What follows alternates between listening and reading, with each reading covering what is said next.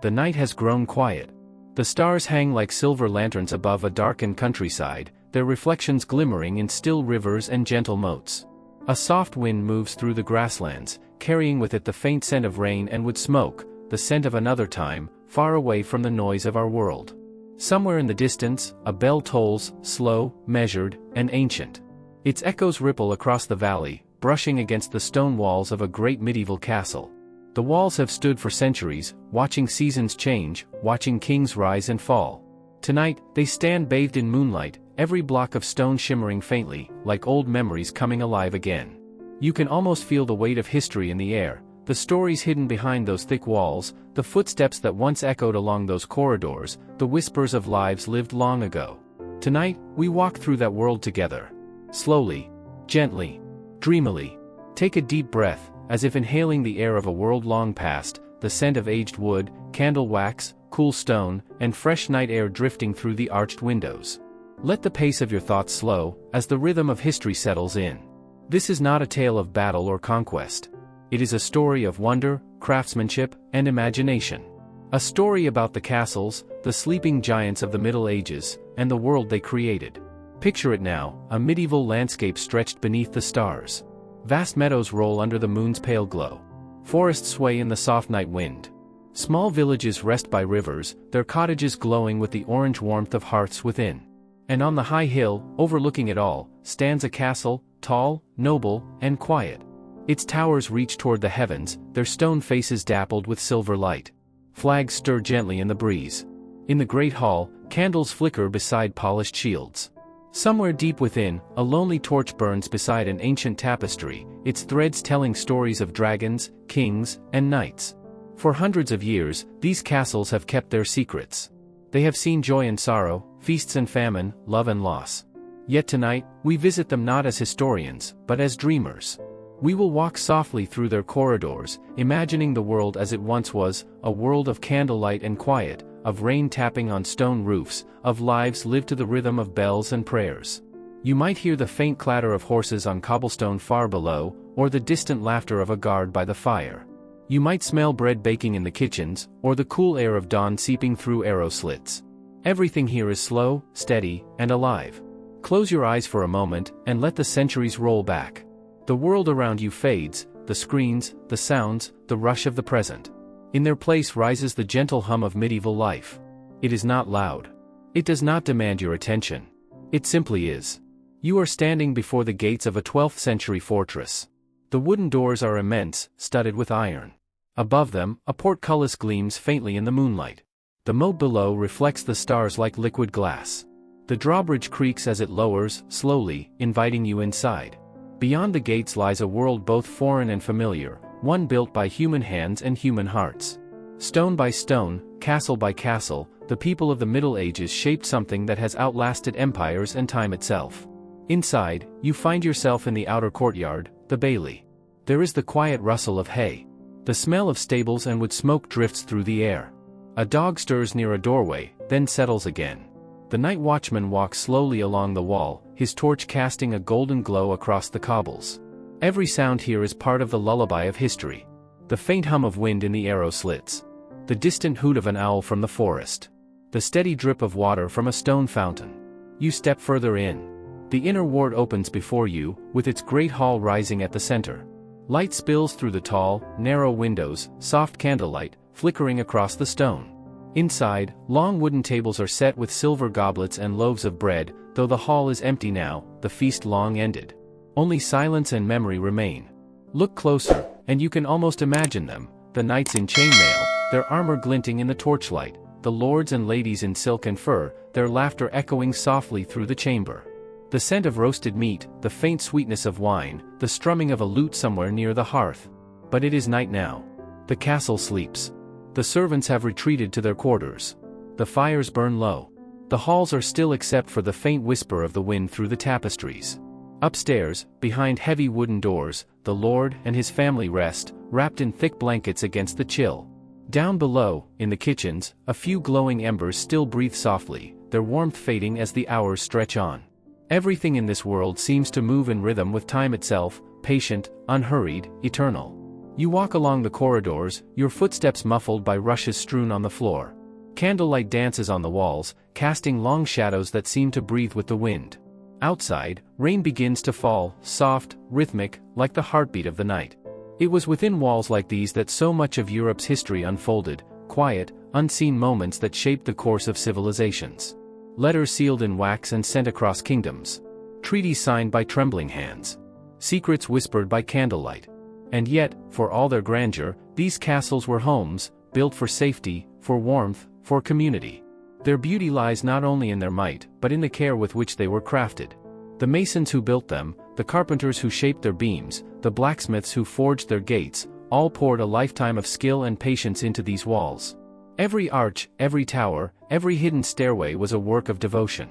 When dawn came and sunlight poured through the arrow slits, it lit not just stone and iron, but human dreams, dreams of safety, of belonging, of leaving something that would endure. And that is where our journey begins tonight. Not with battle or conquest, but with a single question whispered into the quiet. What makes a castle more than just a fortress? Perhaps it is the people who built it. Perhaps it is the stories that still echo within. Or perhaps it is something deeper, something unspoken that lingers long after the last torch has burned out. As we wander deeper into this world of stone and starlight, we'll discover how these castles were not merely walls, but worlds unto themselves, places where history slept and dreams endured. So rest your mind. Slow your breath. And let the night carry you back through time, back through memory, back to the quiet wonder of the medieval age. The drawbridge rises behind you now, sealing you inside this dream. The world outside fades.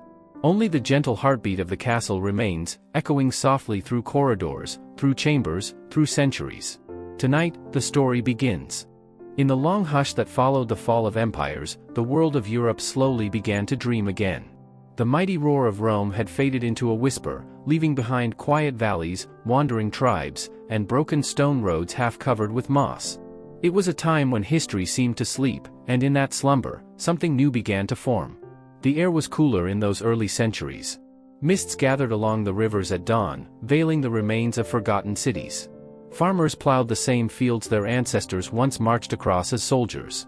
In the distance, the faint ringing of church bells marked the hours of prayer. The land was peaceful, but fragile, full of silence and small fears. It was in this fragile calm that the first castles were born. At first, they were not the towering stone fortresses we imagine today, but simple mounds of earth crowned with wooden towers, called motte and bailey castles. The wooden walls creaked in the wind, the gates were heavy but crude. Smoke from small hearth fires curled upward into the gray skies. The people who built them were not architects but survivors, farmers, craftsmen, knights who needed safety for their families and grain. The world outside was uncertain, tribes moved restlessly, kings were still learning to rule, and the lines between peace and war were thin as a thread. But from this humble beginning, a dream of permanence began to take shape. For every wooden wall that burned, a stronger one was built from stone. For every crude tower that fell, a grander one replaced it, with arches, narrow windows, and bridges that curved like gentle sighs over deep moats. Slowly, century by century, the castle became not just a fortress but a symbol of endurance, of craftsmanship, of a people finding their place in history once again. The land around these early castles was filled with soft, living details, a tapestry of quiet motion. Shepherds guided their flocks across the misty fields, blacksmiths worked late into the night, sparks dancing like fireflies, women spun wool by the hearth, their songs echoing softly against the stone walls. The days were long, and the seasons slow. Winter brought the warmth of candlelight reflecting off polished wood and iron. Spring carried the scent of wet soil and blooming herbs from the gardens inside the castle walls. Summer filled the courtyards with laughter, and autumn laid a golden hush upon the forests that surrounded the strongholds. If you listen closely, you can almost hear the rhythm of those days. The sound of a wooden cart rolling over cobblestones. The creak of a drawbridge. The murmur of monks at prayer. Life was simpler, but not easy. Castles were not only homes but hearts of small communities, tiny worlds of their own. Within the walls lived knights, servants, cooks, scholars, and children who grew up dreaming beneath the sound of the wind in the battlements. Outside stretched fields, villages, and winding rivers that connected one castle to another, like stars scattered across the night sky of Europe. And as night would fall, those castles glowed faintly against the horizon. A single lantern burning above a distant gate. A soft plume of smoke rising from the kitchen hall. and the faint hum of voices fading into sleep. The architecture of these early fortresses reflected not pride, but patience. Every stone laid by hand carried the weight of generations. Builders worked slowly, carefully, guided not by blueprints but by intuition, by what felt strong and right. The walls grew thick, sometimes 20 feet deep, to withstand both time and storm. When the first true stone keeps were raised, they seemed to touch the sky. From their high towers, one could see far beyond the walls, rolling hills, quiet forests, silver rivers winding endlessly. The castle lords would stand there, gazing outward, feeling both the power and the loneliness of their position. They ruled over small lands, but the silence of their stone halls often made them thoughtful, even melancholy. And yet, inside those walls, life blossomed. The great halls echoed with laughter during feasts, torches flickering along the walls, the scent of roasted meat and fresh bread filling the air. Musicians played soft melodies on lutes and harps, while the fire in the grand hearth painted golden light across the tapestries. In quieter hours, the same halls were peaceful sanctuaries. The lords would walk slowly beside the stone windows, their armor replaced with robes, their thoughts wandering between faith and the fragile nature of their kingdoms. The castle gardens were small worlds of beauty and purpose. Behind thick walls, where danger could not reach, flowers grew in neat rows, lavender, rosemary, and sage. Bees moved lazily from one blossom to another, and the soft trickle of fountains created a music of calm. Monks and herbalists tended these gardens carefully, collecting leaves and petals for medicine, perfume, or ink. The fragrance of crushed herbs lingered in the air, mixing with the smell of stone warmed by the afternoon sun. Even in their strength, castles made room for tenderness. Birds nested in the cracks of walls. Ivy crept gently along the battlements, wrapping itself around time. And at night, when the wind carried the scent of wood smoke and earth, the castle seemed to breathe, a living being made of stone and memory. Far beyond the walls, the medieval world stretched in quiet beauty. Roads were narrow and winding, connecting one lord's domain to another. Travelers moved slowly, merchants, pilgrims, minstrels, their lanterns glowing faintly like drifting stars across the dark countryside. In distant monasteries, monks copied ancient manuscripts by candlelight, preserving knowledge that might otherwise have been lost. The soft scratching of their quills was like the heartbeat of history itself. And everywhere, castles watched silently from their hills and cliffs, like guardians of that sleeping world. They saw the passage of centuries, the rise of kings, the spread of faith, the birth of towns. And though battles came and went, the castles stood firm, unmoved by time's breath. Each stone held a story, each gate whispered secrets of lives once lived within. As the medieval world grew more connected, so did its castles. Trade brought color and wonder, spices, silks, and glass from faraway lands. The lords of Europe began to decorate their homes with beauty as well as defense. Towers rose taller, halls grew wider, and windows opened like gentle eyes toward the morning sun. Soon, castles became symbols of artistry and culture, not just power. Architects studied the balance of form and grace, painters decorated chapels, poets recited tales beneath vaulted ceilings that echoed like cathedrals. The age of fear began to fade, replaced by one of quiet majesty. And as the stars watched from above, the world beneath began to glow, softly, steadily, like a candle refusing to go out. The castles stood at the heart of that light, timeless and enduring, their stones warmed by the dreams of those who lived, and slept, within their walls. For many decades, the rhythm of castle life flowed like a gentle stream, steady, calm, and predictable. The morning bells rang.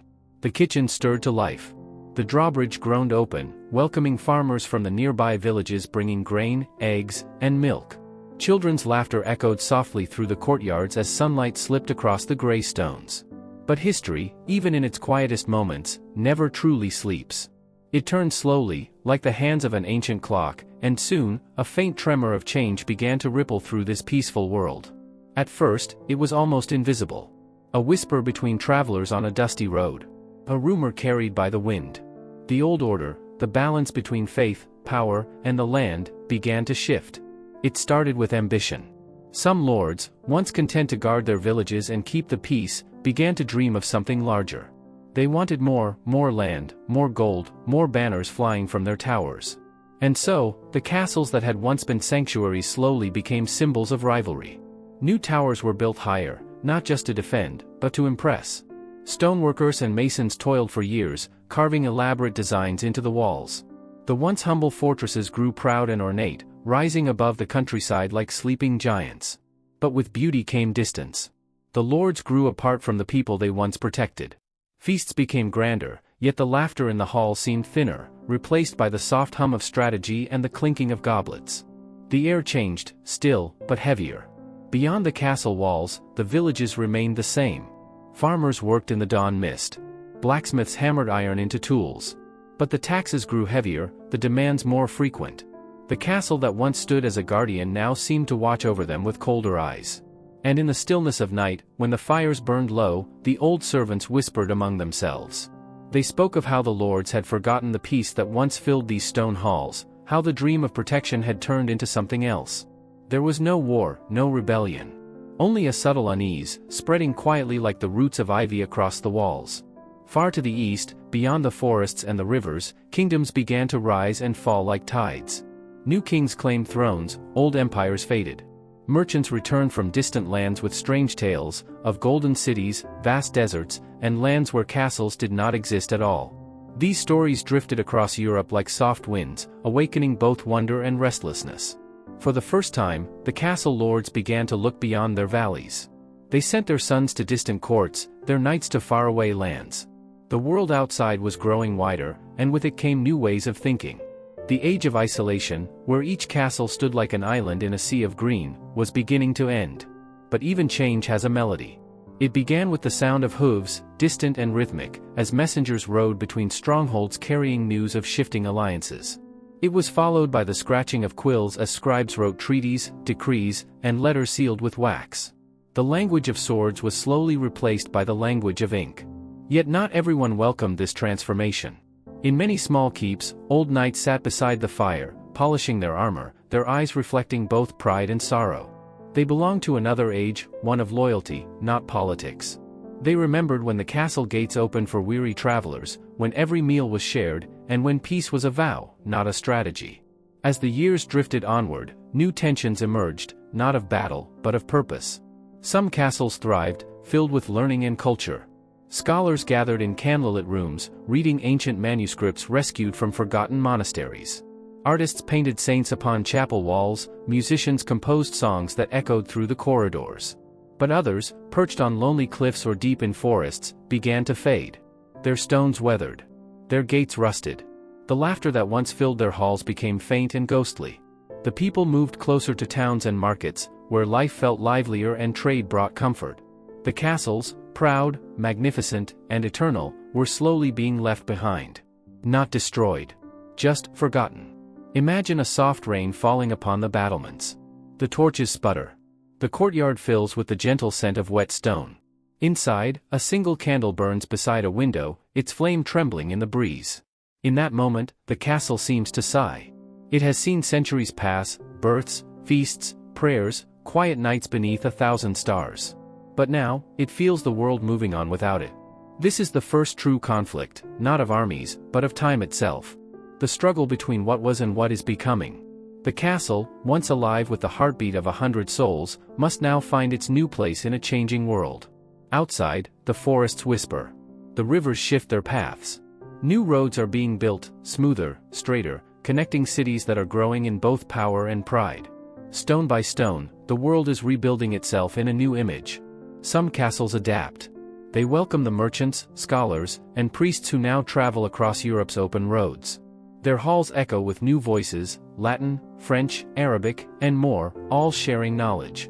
But others resist. Their gates remain closed. Their towers, though tall, feel colder than before. And in the silence of those old walls, time begins to echo. For the people living within, the change was both exciting and unsettling. The old knight's armor gathered dust, while the younger ones studied maps and letters. The scribes worked later into the night, recording not just battles but the stories of architecture, poetry, and invention. And the women of the castle, often unseen in earlier tales, began to shape the rhythm of life quietly. They kept the hearths warm, the books preserved, the traditions remembered. While kings and knights sought new glories, they became the keepers of the old peace, the heart that still beat within the stone walls. So the castles stood, half in the past, half in the future. They were both symbols of strength and monuments of memory. And though the age of their dominance was fading, they had already become something greater, eternal witnesses to the passage of time. On misty nights, travelers still looked up from their paths to see them silhouetted against the moon, their towers glowing faintly like the remnants of a dream. And deep within their walls, the stones remembered every laugh, every prayer, every footstep that had ever passed through. This was the first turning of history's wheel, gentle, inevitable, and filled with quiet melancholy. The castles had weathered storms and wars. But now they faced something different. The slow erosion of purpose, the tender ache of change. Yet, even as their lord sought new paths, the castles remained steadfast, calm as mountains, serene as old souls watching the world move onward. They would endure. They would wait. And in the stillness between centuries, they would continue to dream. As the centuries rolled onward, the world around the castles changed, softly at first, then faster, like a breeze that turns into a steady wind. The people, the roads, the very heartbeat of the land began to move to a new rhythm. And yet, the castles still stood, silent, patient, unmoving. Like old guardians, they watched over the shifting landscape, neither defying nor yielding to the passage of time. The dawn of a new age came not with trumpets or war cries, but with the quiet hum of growth. Cities began to rise, clusters of narrow streets, wooden markets, and cathedrals that reached higher than even the tallest towers of stone keeps. Where once a single castle had been the center of a region's life, now entire towns pulsed with their own energy. Merchants and artisans replaced knights and squires, the smell of parchment and ink replaced that of oil and steel. The age of the sword was giving way to the age of the mind. And so, the castles, symbols of power and protection, began to find themselves caught between the two worlds, one fading, one awakening. The lords who had ruled from the high towers grew older. Their children traveled farther, seeking education in universities, art in Florence, philosophy in Paris.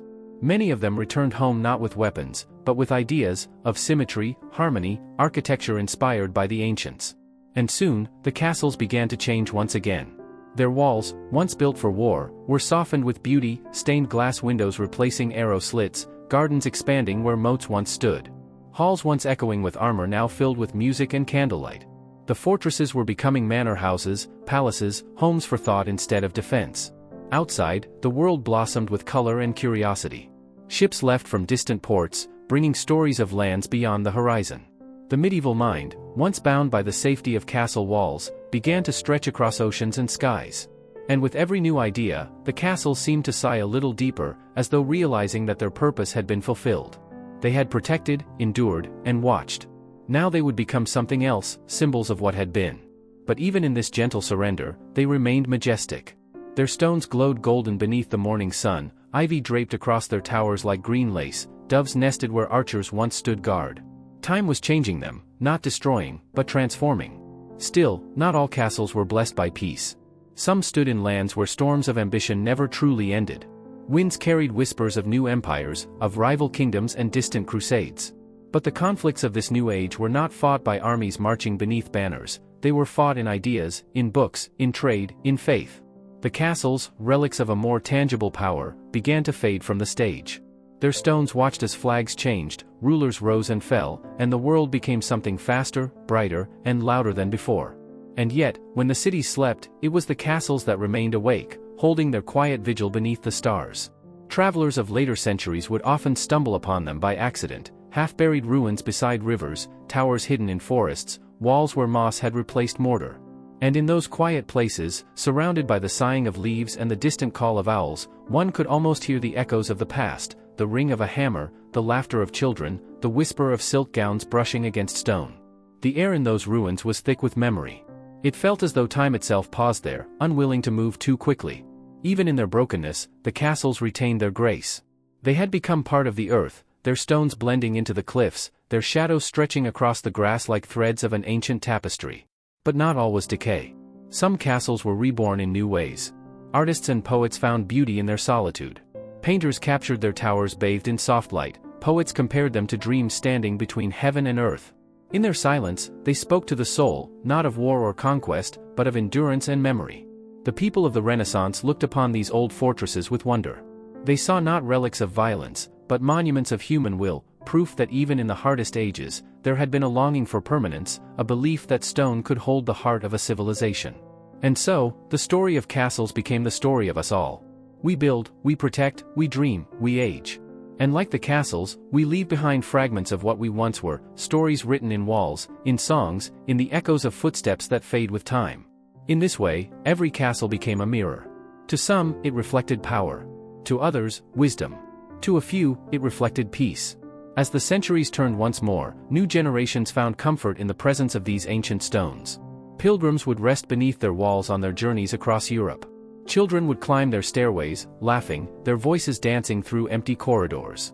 Lovers would sit beside ruined gates, tracing initials into the dust of fallen mortar.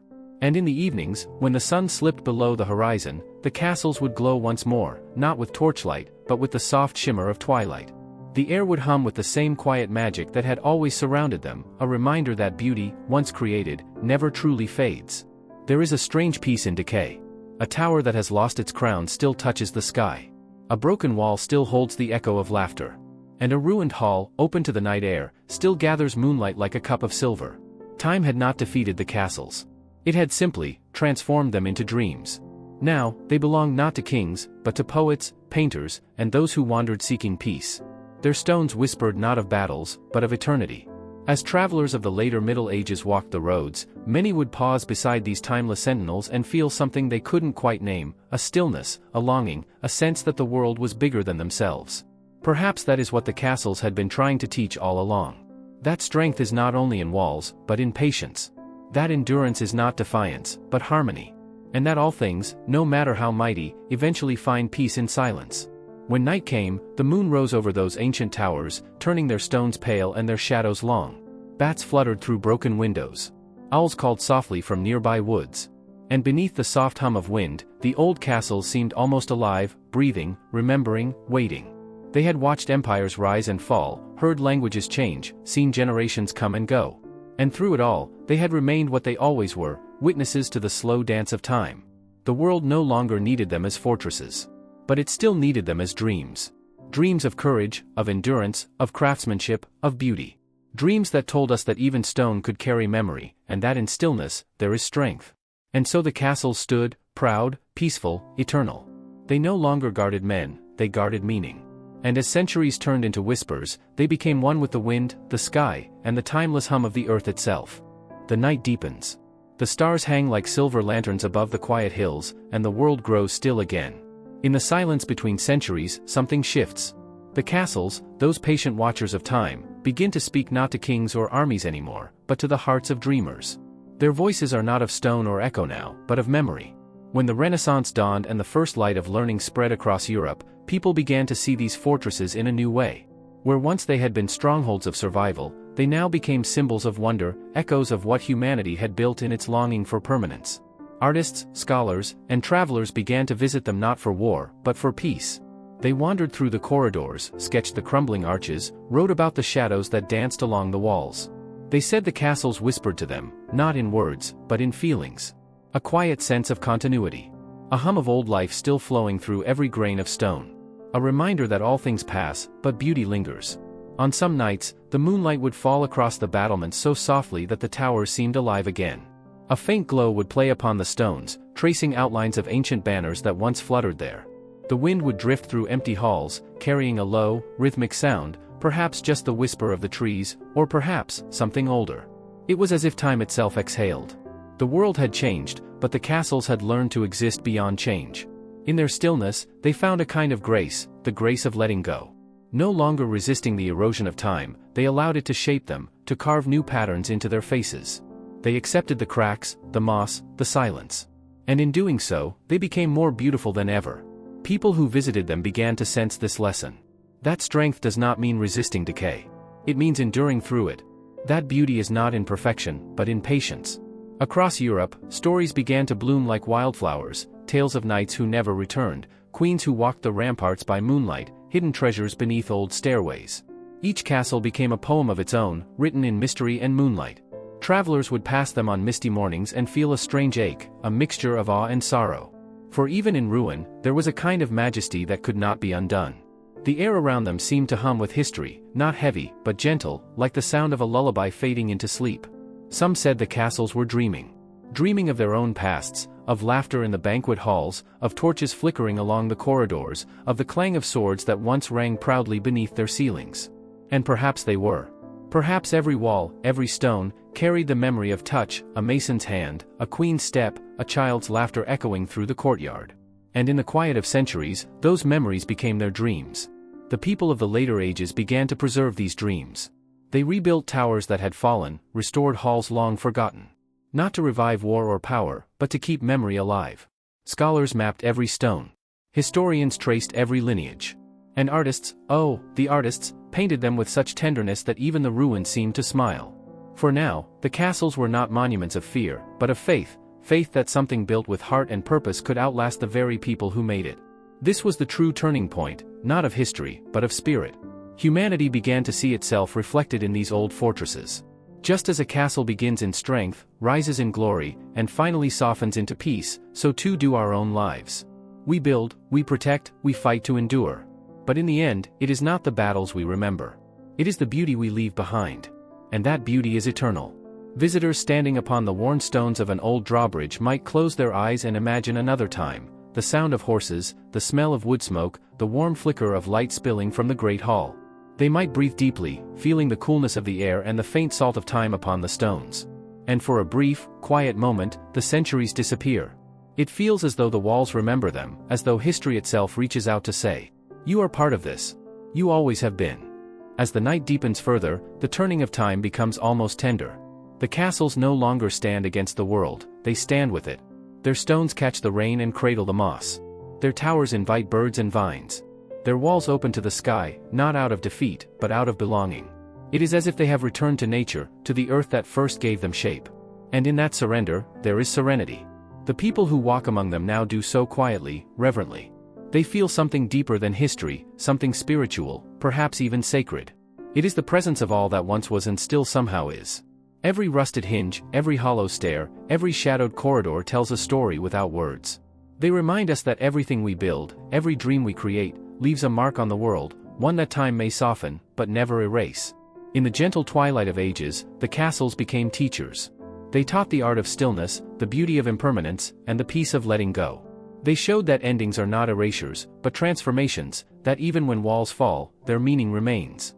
And so, through the centuries, their quiet wisdom flowed, from stone to story, from story to soul. Now, when travelers close their eyes in their shadow, they do not see battles or banners. They see sunsets stretching across the horizon, moonlight resting on towers, the quiet hum of eternity. The castles no longer belong to history, they belong to dreams. And in dreams, they are whole again. The night had deepened across the medieval world, and the moon hung low over the old stones of Europe. The castles that once roared with the laughter of knights and the crackle of fires now slept in perfect silence. Their battlements were softened by centuries of wind and rain, ivy climbed the towers as if time itself wished to reclaim what men had built. Yet within these sleeping walls, something still breathed, not life, but memory. Across the valleys of England, the traveler walked in quiet wonder. His footsteps were slow, measured, like the ticking of an ancient clock. He had come not to conquer, not to study, but to listen. The air was cool, and the faint scent of damp stone lingered with each step. When he reached the courtyard of a forgotten keep, the moonlight poured across broken flagstones like silver water. He closed his eyes and felt the weight of time pressing softly upon his skin. It was as if the stones themselves whispered in languages long dead. The castle before him had no name anymore. The banners were gone, the gates rusted shut, the hearth cold. Yet when the wind passed through the empty windows, he could almost hear the echo of a lute, the murmur of a voice singing from another century. For a fleeting moment, the world of the living and the world of dreams touched, and he was not alone. He walked onward, through forests where the ruins of watchtowers leaned like ancient sentinels. Each step brought a new vision, a soft glimmer of torchlight against the mist, a shadow that felt familiar though unseen. Sometimes he imagined the laughter of children who once played in castle courtyards, their voices now carried on the breeze like gentle ghosts. And in that stillness, he understood, the castles had never truly fallen. They had simply changed their shape, turning from homes of men into temples of memory. Far away in France, another fortress stood upon a hill, its silhouette black against the violet sky. It was once the seat of kings, where noble banquets filled the night with golden light and music. Now the halls were silent, save for the low hum of wind through broken arches. But if one listened closely, one could almost hear the murmur of silk gowns brushing stone, the clink of chalices raised in long-forgotten toasts. History had not died here, it only slept, wrapped in a dream of its own making. The traveler found himself inside that castle, though he could not recall how he entered. His hands brushed across the walls, cool and uneven beneath his fingers. He traced carvings half-worn by time, shields, crowns, wings. Beneath his touch, they seemed to breathe. The air shimmered faintly, and for a brief, impossible moment, the corridor came alive. Candles flickered, unseen musicians tuned their lutes, and the shadows of dancers turned slowly along the walls. He stood still, afraid to move, lest he disturb the fragile memory playing before him. Then, as quickly as it came, it was gone, the torches dimmed, the music faded, and the castle was empty once more. He smiled softly, for he knew this was not sorrow, but peace. The world forgets, but dreams remember. Beyond the fields, a river wound its way toward the horizon. Its surface glimmered beneath the moon, carrying the reflection of countless stars. And along its banks stood another ruin, this one older still, its towers reduced to stumps of stone. Moss covered everything, and the air smelled faintly of earth and rain. Yet there was beauty here beyond words, a sense that every stone, though broken, still held the heartbeat of the past. The traveler sat beside the river and closed his eyes. He could almost see the castle as it once had been, the banners fluttering in the dawn, the drawbridge creaking open, the first voices of morning echoing across the valley. The past unfolded within his imagination like a dream, tender and slow. In that moment, he realized the true wonder of the medieval castles. They were never only about war or wealth, or even the people who lived within them. They were vessels of longing, humanity's attempt to build eternity from stone. Every wall was a prayer to time, every tower a promise against forgetting. And though centuries had turned those prayers to dust, the meaning remained, lingering like music after the last note had faded. He rose, and the dream carried him onward. Across distant lands he wandered, through Germany's shadowed hills where Gothic towers pierced the fog, across the valleys of Spain, where moonlight kissed the white walls of Moorish fortresses, through the crumbling heart of Italy, where ivy-clad battlements glowed in the warmth of candle stars. Each castle spoke to him in its own tongue, not in words, but in silence. And in that silence was truth. He walked until dawn began to rise. The light was soft, golden, almost shy. It crept across the old stones and filled the ruins with quiet grace. Birds stirred in the trees. A single drop of dew clung to a vine and caught the sun, glowing like a jewel. The world was waking again, and with it, the memory of all that had come before.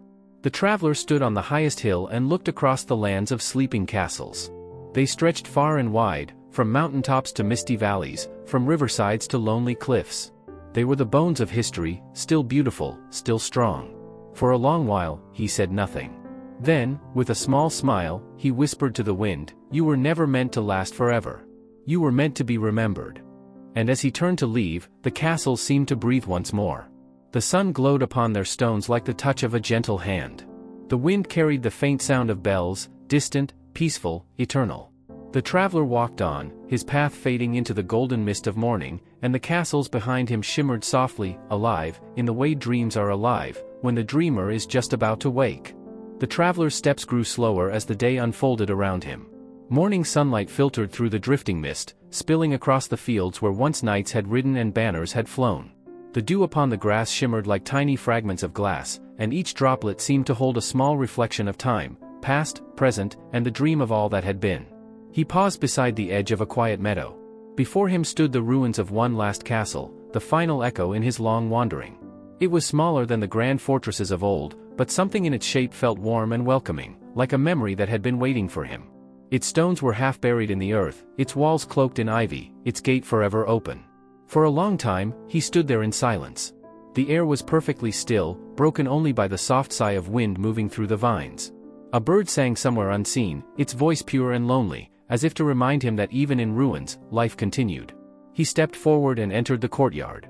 The ground was uneven beneath his feet, smooth stones mixed with grass, traces of the past blending gently with the present. He could see where the hearth had once burned, where laughter once filled the night air, and where time had laid its gentle hand. He sat upon a fallen stone and let his thoughts drift. For weeks, perhaps months, he had followed the trail of castles across lands and centuries. He had heard the silent music of their halls, felt the weight of their memories, and watched the dawn rise upon their lonely towers. But here, in this quiet ruin, he felt something different. Peace. The wind stirred softly, and in that hush he heard what sounded like a whisper, not of ghosts, but of the stones themselves. They spoke not of war or kings, but of endurance. Of how beauty survives, not in power, but in patience. Of how time, though cruel in its forgetting, is kind in its remembering. He closed his eyes, and for a moment the centuries unfolded like a gentle dream. He saw the castle as it had once been, children running through the courtyard, a woman singing softly by the window, the faint clatter of hooves at the gate. All the noise of life, warm, simple, fleeting. And then it faded, as all things must, leaving behind only the soft breath of wind and the scent of grass. The traveler smiled. He understood now what the castles had been trying to tell him all along. They were not monuments to strength or conquest. They were quiet promises, that no matter how much time passes, some part of what we build, what we love, what we dream, always remains. The castles endured not because of stone, but because of memory. He rose, the sunlight touching his face, and turned to leave. The air was golden now, filled with the gentle hum of life waking in the distance, the sound of the world continuing, softly, endlessly. He walked slowly down the path, each step lighter than the last, as though the weight of centuries had lifted from his shoulders. Behind him, the castle shimmered faintly in the morning haze. The vines upon its walls swayed gently, and for a brief moment, it seemed as if the stones themselves breathed, alive, not in body, but in remembrance. He looked back once, and whispered, "Thank you, for still being here." Then he continued onward. The road stretched ahead like a silver ribbon beneath the sun. Birds wheeled in the pale sky, their wings carving soft patterns above the hills. The air was warm, and every breath carried the fragrance of wildflowers and the faint echo of history.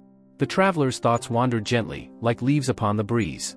He thought of the countless hands that had built those castles, masons and artists, dreamers and laborers, people who had poured their lives into stone, never knowing that centuries later, someone would walk through their echoes and feel their presence still. He thought of how time folds upon itself, how the past lives quietly within the present. Perhaps, he mused, memory itself is a kind of castle, one we all carry, built not of stone but of moments. And perhaps dreams are its towers, reaching upward, always seeking light. As he walked, his footsteps slowed until they were no longer footsteps, but simply a rhythm, the soft pulse of the earth beneath him. The horizon shimmered faintly. The air grew thick with golden quiet. And then, as if the world itself exhaled, everything became still. The wind ceased, the sound of birds faded, and time seemed to fold into a single, eternal heartbeat. The traveler stood at the crest of a hill and gazed upon the land below, a tapestry of green and gold, dotted with the sleeping forms of castles. Some were whole, some broken, some no more than shadows beneath the sun. But all were beautiful. All were alive. He felt a deep calm settle over him, the kind of peace that does not ask for understanding, only for silence. He realized that the journey had never been about discovery, or even remembrance. It was about learning to listen, to the quiet voices of the past, to the patient breath of stone, to the music of time itself. And so, as the sun dipped lower and the sky softened into twilight once more, the traveler lay down upon the gentle grass. The earth beneath him was cool, the scent of the day still lingering in the air. He closed his eyes and let the warmth of the fading light wash over him. The castles, the fields, the rivers, the songs of long ago, all merged into one soft hum, the lullaby of history. In that moment, there was no past or present, no memory or forgetting. There was only peace. And as his breathing slowed, the world around him seemed to breathe with him. The light dimmed, the wind returned, carrying with it the faintest whisper, not of sorrow, but of serenity. It said, "Rest now. The story is remembered." The traveler smiled, and the dream deepened.